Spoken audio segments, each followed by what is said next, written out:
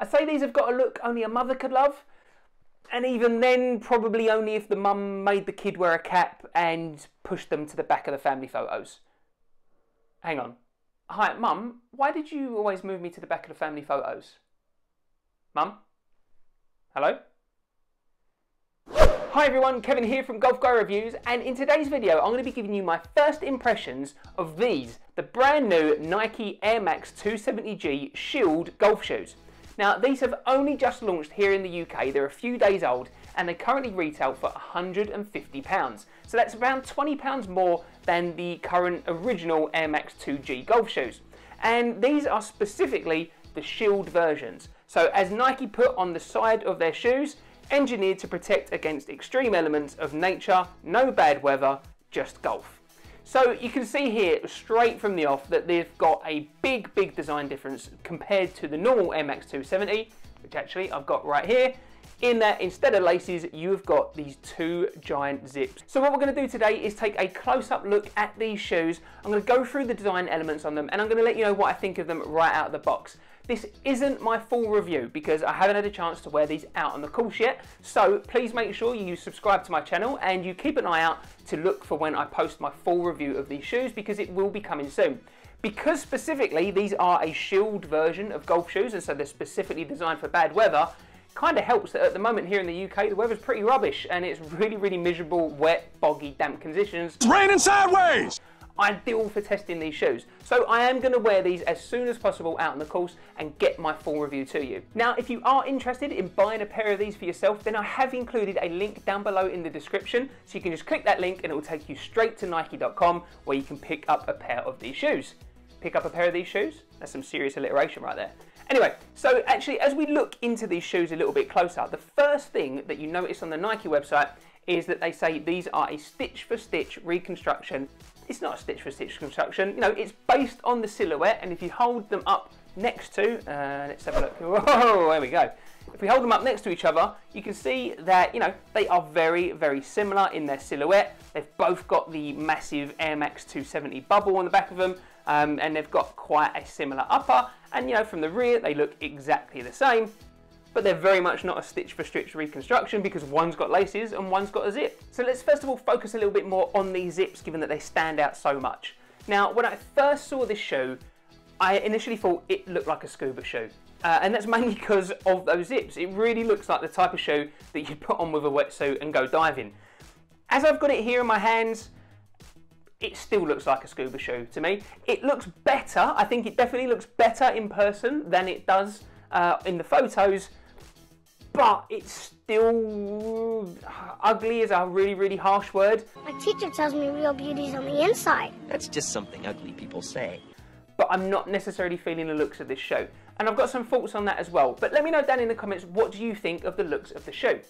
In terms of the zip, then as you can see, you've got one on each side. And as I use them here, they're quite sturdy, these zips. And if I open it up, you can kind of see that actually on the inside, hopefully you can kind of see that there, you've got like a layer there. This is kind of like, I want to say neoprene. It's kind of feels almost like a wetsuit kind of material. So that's helping with the waterproof so that, you know, the water doesn't come straight through the zips. Now I haven't had a chance to fully test these in regards to waterproofness, but I really would expect that these would perform really well in regards to my waterproof test. The original ones, they're fully waterproof, and they're not even designed to be specifically, so I really hope with all the extra bells and whistles that these are going to be really waterproof. But the zips feel, you know, they feel sturdy, they don't feel loose or cheap, they do feel like a good construction, and it's kind of interesting as well, they don't necessarily go right the way to the top of the shoe. You can see that it kind of stops there, a little bit of a bugbear for me there as I initially look at them, but again, I'll let you know how that feels in terms of the full review. Also, what's going to be really interesting with these shoes is how they perform in terms of lockdown. The 270G is already a tight shoe.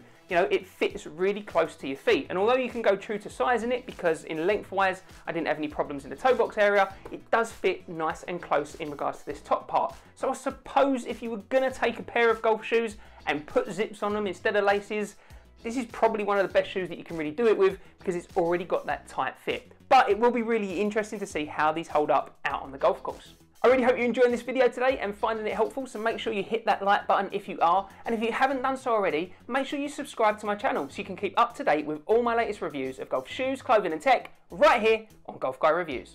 In terms of a concept, I really like the idea of Nike producing Shield golf shoes that are specifically designed for bad weather.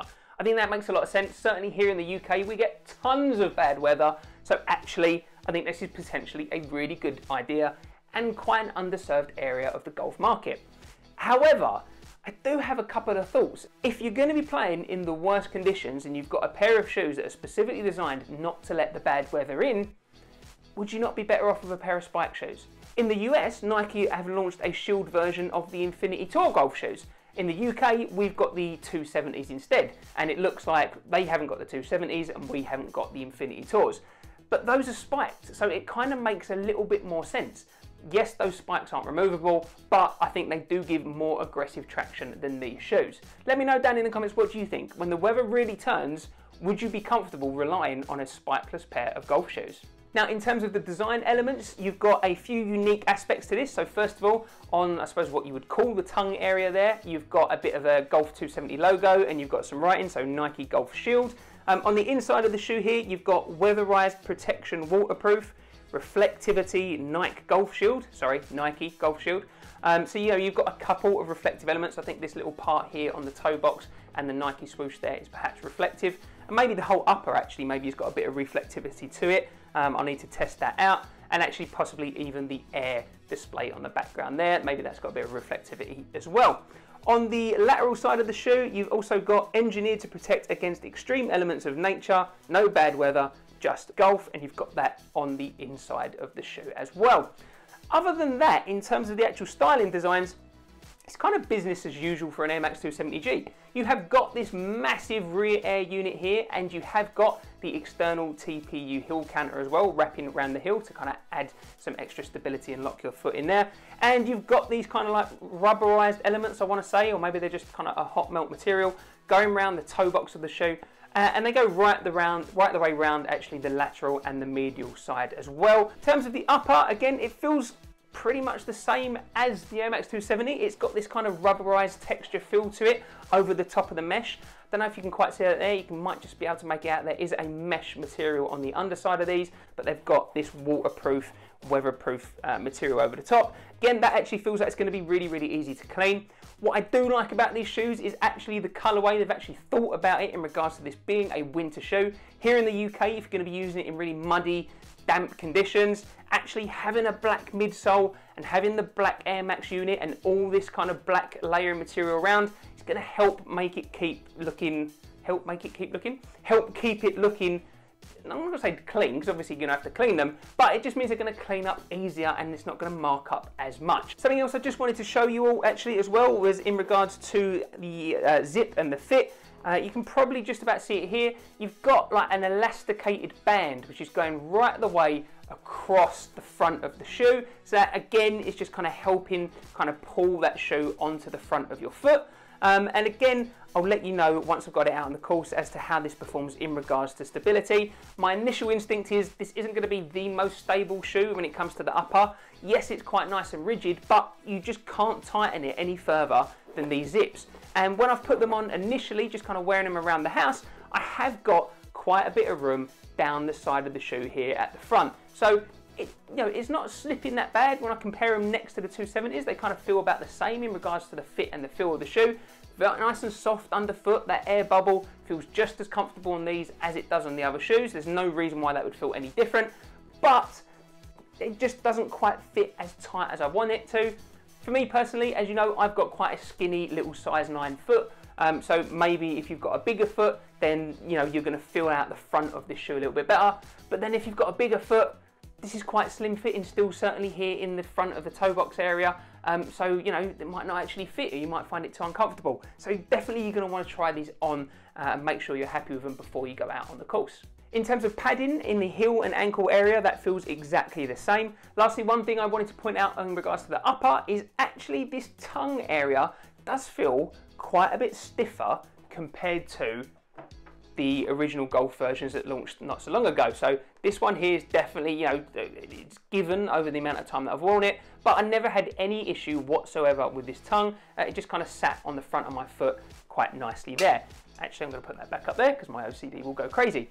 Compare that to these ones here, and this is definitely a little bit tougher, and I can definitely feel this upper material kind of pushing into the front of my foot a little bit when I wear them. So it'll be really interesting once I do my full review, actually whether or not that gives, or whether that gives me kind of any issues or blistering as I wear them out on the course. I just wanted to touch upon the grip of the shoe because as you can see here, it is absolutely identical to the ordinary Air Max 270 golf shoes. So I didn't know whether they would do anything specific given that this is specifically designed for bad weather and using in the winter, but no, it's exactly the same. So it's going to be really interesting to see once the weather gets really wet and damp, am I going to slip in these? Or would I be better off in a pair of Spike golf shoes? If you want to check out my full on-course review of the Air Max 270G, then you can click the link that I've included there. I really hope you enjoyed this video, so make sure you hit that like button if you do, and if you haven't done so already, make sure you subscribe to my channel so you can keep up to date with all my latest reviews of golf shoes, clothing and tech right here on Golf Guy Reviews.